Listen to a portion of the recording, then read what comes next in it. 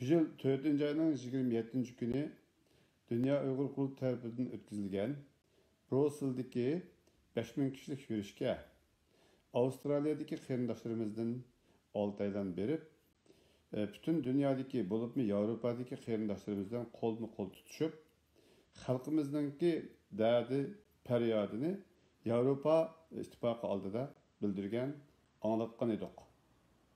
Mana bugün endi yana Dünya Uyghur Kurulu'nun o'rinlashtirishida ve başka barliq tashkilotlarning qo'llashi, xalqimizning qo'llashi, medet berishi orqasida 11. ayning 6. günü Cenevada yana bir qitim yüksek derecedeki 10.000 kişilik, belki inşallah onun sani ko'p bo'lar, yürüyüşke atlanmoqdamiz.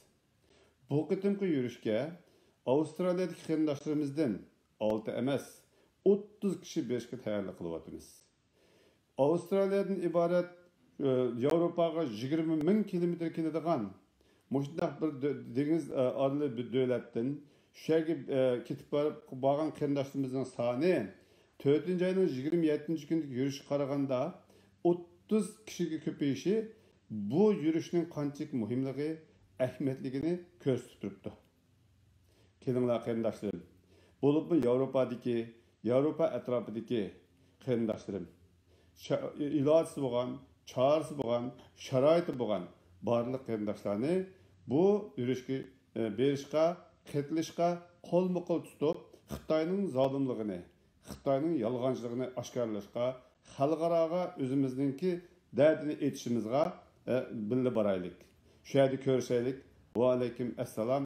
İnşallah dardimizni, feryadimizni Allah anlagay. Haqni biz berib shu yerda oshkorlaymiz. Her kim o'zining g'amini o'zi qilish kerak.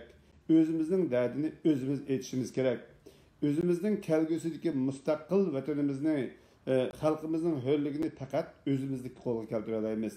Bu hammamizning birinchidan Allohning iltifoti, ikkinchidan barlig'imizning tirishchanligi, bedel to'rishi bilan amalga oshadi. Xayr, xo'sh. Assalomu hurmatli vatandoshlar. Xitoy tajovuzchilarining vatanimiz Sharq Turkistonda xalqimizga qanday zulmlar silayotganligi hammamizga aydin. Shuning uchun biz 11. ayning 6. kuni BDTning oldiga to'planib, u yerdagi Xitoy vakillariga sen biz Uyg'urlarni butunlay yo'qotish razil maqsadga hargiz yetolmaysa, biz hayotli bo'ldi ekanmiz, bu qabih niyatim amalga oshmaydi deb ularga xitob qilishimiz kerak. 11. ayning 6. kuni jamiyat ko'rishaylik. Assalomu alaykum dunyoning har qaysi joylarida Uyg'ur qarindoshlar. 11. ayning 6. kuni Xitoy vakillar umiga jamiyat kelib, o'zininki yolg'onchiliklarini ashada yana bir qitim xalq olam oldida oshkorlamoqchi. Shunga bizningki bulardan haqiqiy o'ch oladigan birdan-bir fursatimiz. Shunga jamiyat ko'rishaylik. Assalomu alaykum qarindoshlar. Faşist Xitoyga qarshi 11. ayning 6. kuni jamiyat cho'qim ko'rishaylik.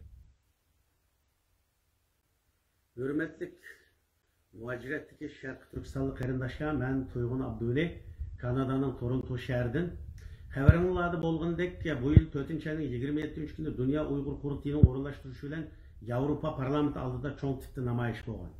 Bu namoyishga Kanadaning har qaysi shaharlardan bir bo'lib do'stlarimiz qatnashgan.